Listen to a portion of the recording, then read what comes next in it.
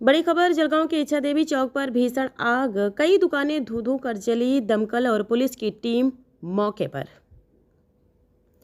जलगांव शहर के व्यस्त इच्छा देवी चौक 40 गांव रोड पर शुक्रवार दोपहर करीब 1:40 पर भीषण आग लगने से पूरे इलाके में अफरा तफरी मच गई। देखते ही देखते आग ने विकराल रूप धारण कर लिया और 3 से 4 दुकानें इसकी चपेट में आ गई।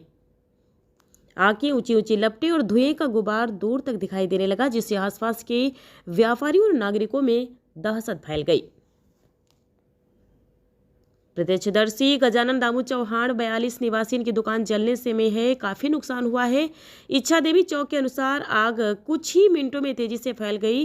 सूचना मिलते ही अग्निशमन विभाग की 3 दमकल गाड़ियां मौके पर पहुंची और कड़ी मशक्कत के बाद आग पर काबू पाने का प्रयास शुरू किया। पुलिस ने भी घटनास्थल को घेर कर लोगों को सुरक्षित दूरी पर रखा।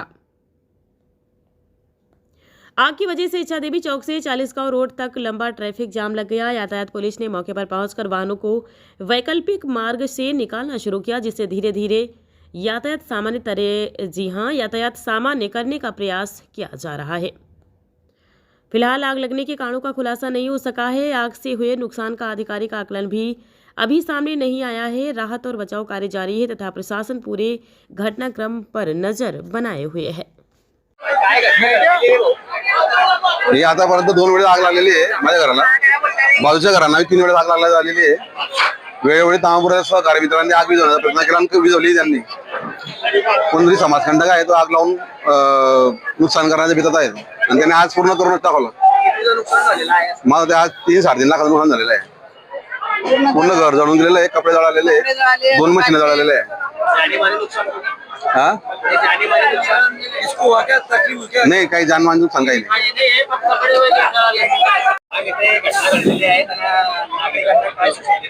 आज तुम्ही बघाल तर म्हणजे इतक्या सकाळपासून आम्ही महापालिका असो किंवा मामा असो किंवा मी असो आणि प्रशासन असो, आम्ही पावसाच्या याच्या संदर्भात सगळ्या गावात आम्ही फिरत आहोत।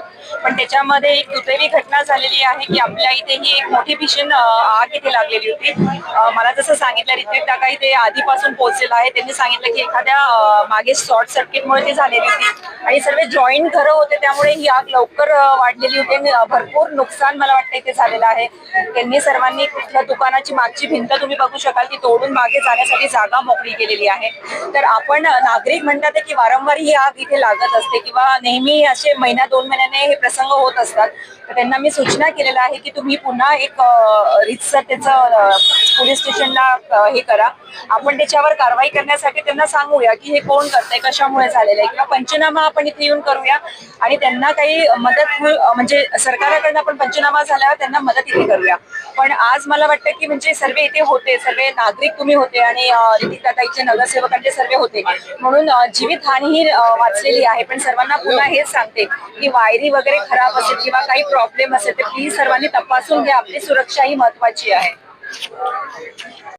आग लागलेली तर बऱ्यापैकी आग विझत आली। महापालिकेच्या गाड्या आलेल्या आहे, सर्व नागरिकांनी सहकार्य केलेले, पोलीस प्रशासनाने सहकार्य केलेलं आहे आणि या माध्यमातून मला वाटतं जे काही नुकसान झालं असेल आम्ही तहसीलदारांना सांगून पंचनामे करून त्यांना काय मदत करता येईल याच्यात सर्वात एक म्हणजे जीवितहानी झाली नाही ही गोष्ट एक झालेली आहे आणि त्याच्यामुळे त्यांचं काही नुकसान झालं असेल त्यांना आम्ही शासनाकडून होईल तेवढी भरपाई करण्याची मदत करणार आहोत।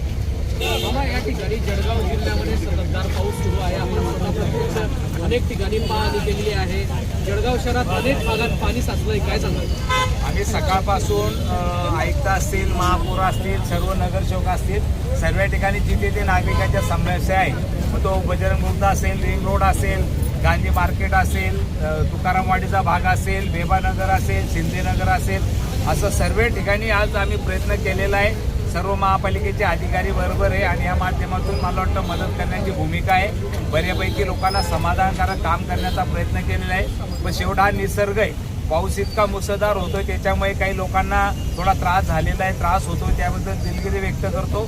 पण मला वाटतं आम्ही सर्व मिळून मला वाटतं या समस्याला समोर जाऊ आणि हा मला वाटतं निसर्गाचा खरं पाऊसही तेवढाच आपल्याला गरजेचा आहे आणि या माध्यमातून मला वाटतं शेवट निसर्गाच्या पुढे कोणी काही करू शकत नाही। पण नक्कीच महापालिका प्रशासन, आम्ही सर्व प्रशासन असेल, पोलीस प्रशासन असेल, सर्व मिळून मला वाटतं सहकार्य करण्याच्या भूमिकेत आहोत आम्ही। मामा, एकीकडे आपण आमदार असताना पावसामध्ये धावताय, आगीमध्ये धावताय, पण दुसरीकडे महापालिकेने जे पावसाळा पुस्तकाने काही ठिकाणी असू शकेल, पण काही ठिकाणी बरं झालेलं आहे. काही ठिकाणी आम्ही आढळलं की काही ठिकाणी प्लॅस्टिक हा रोका लागलेला प्लॅस्टिकचा चेंबर बंद झाल्यामुळे तेही अडचण आलेली आहे.